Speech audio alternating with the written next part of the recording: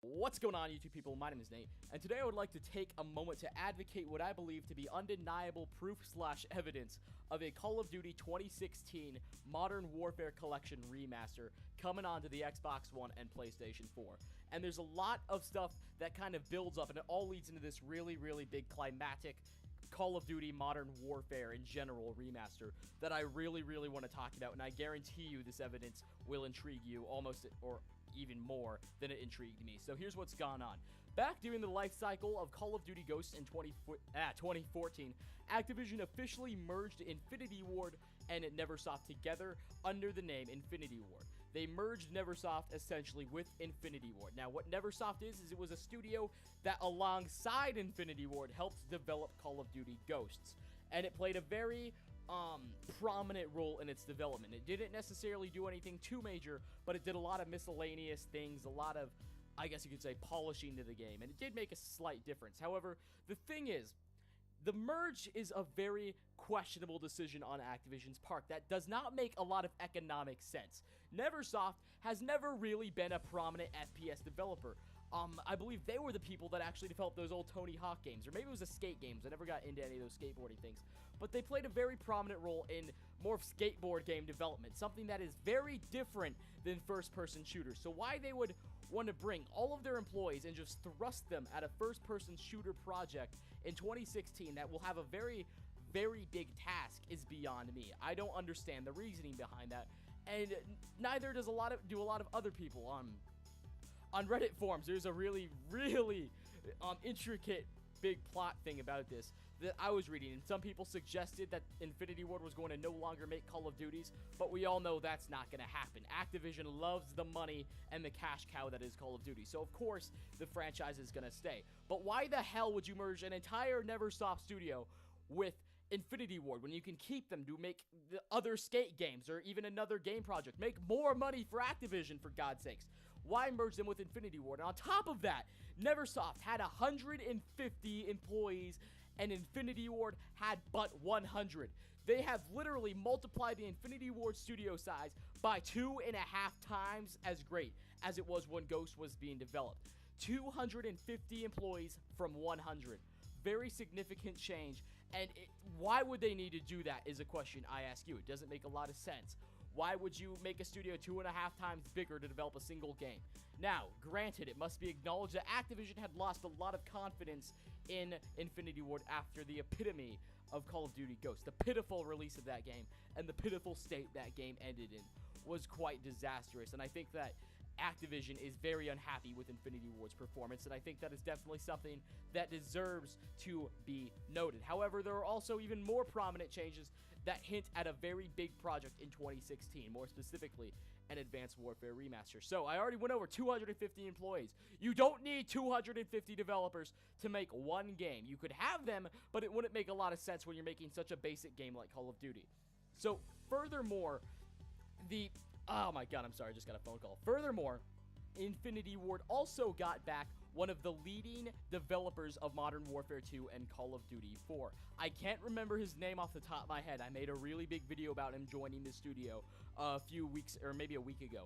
But he is now back working with the Infinity Ward studio, and he was the lead, I believe, map designer for Call of Duty 2 through Call of Duty 3, and then he took on, I believe, lead designer in general for Call of Duty Modern Warfare 2 and Call of Duty 4. So he played a very prominent role in the Modern Warfare franchise, and his I guess you could say return to the Infinity Ward studio signifies that they are making some significant other changes. Now, here's what I'm suggesting.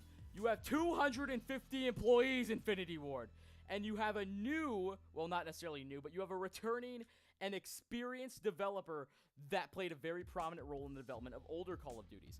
Now, here's what I'm suggesting. Those 250 employees that were, or not necessarily 250, those 150 employees from Neversoft, alongside the returning lead map designer or lead game designer for COD 4 and MW2, will be working together and cooperating to create a Modern Warfare collection coming in 2016. Now, what this Modern Warfare collection would likely consist of Call of Duties 4 through Modern Warfare 3. COD 4, COD MW2, and Call of Duty Modern Warfare 3, as well as Call of Duty Modern Warfare 4. Here's what I'm suggesting. Activision is not just going to release a remaster. They need to make a new game to appeal to newer audiences. Now, this is a very smart economic business decision on Activision's part should they follow through with this. 250 employees. See, all you need is about half of them, as well as, god dang it, I really want to remember his name. I want to say it's Aiden something, but I know it's not. But you've got the leading, we'll call him Bruce. You've got Bruce from Modern Warfare 2 and Call of Duty 4. And you've got this entire team of extra people that seems to have no place in Infinity Ward. Well, you have them. You have this guy. And it doesn't, or you have quote-unquote Bruce from COD 4 and Modern Warfare 2. All working together on one title. It doesn't make sense. It would be stupid not to have them create another remastered game, because essentially, if you don't do something like this, you're just going to have 100 or 250 people just sitting around doing nothing. But if you do this, if you follow through on a remaster, they're going to be able to split the studio. Half of this team, or maybe a third of the team, would work on the Call of Duty remasterings of CODs 2, or not CODs 2, CODs 4, MW2, and MW3 would all be remastered by maybe half the studio, as well as quote-unquote Bruce from COD 4 and MW2, whereas the rest would work on the development of Call of Duty Modern Warfare 4. So you would have 4 Call of Duty games, well, yeah, 4 Call of Duty games almost, come out for the Xbox One and PS4 in 2015, and it's so smart. Because it makes a lot of sense, because it would really, really eliminate a significant part of the risk that Activision takes. Because Infinity Ward, not Modern Warfare 2, Infinity Ward's Call of Duty Ghosts was a very, very big flop in the eyes of the community. The pro scene hated it, the casual scene hated it, and the, I guess you could call them franchise veterans, the pub stompers hated it. It was a really, really pitiful game. And it was in such a pathetic state when it ended. I feel as though Activision would have lost a lot of trust in Infinity Ward. They would really be lacking in trust over Infinity Ward's capabilities after the release of such a pitiful game. So it would make sense to kind of eliminate some of that risk by having 3 other games accompany Call of Duty Modern Warfare 4 and this Modern Warfare collection. Because that way, if Modern Warfare sucks, you still have 3 games to fall back on. And it makes a lot of sense because by this time, the console transition will have ended.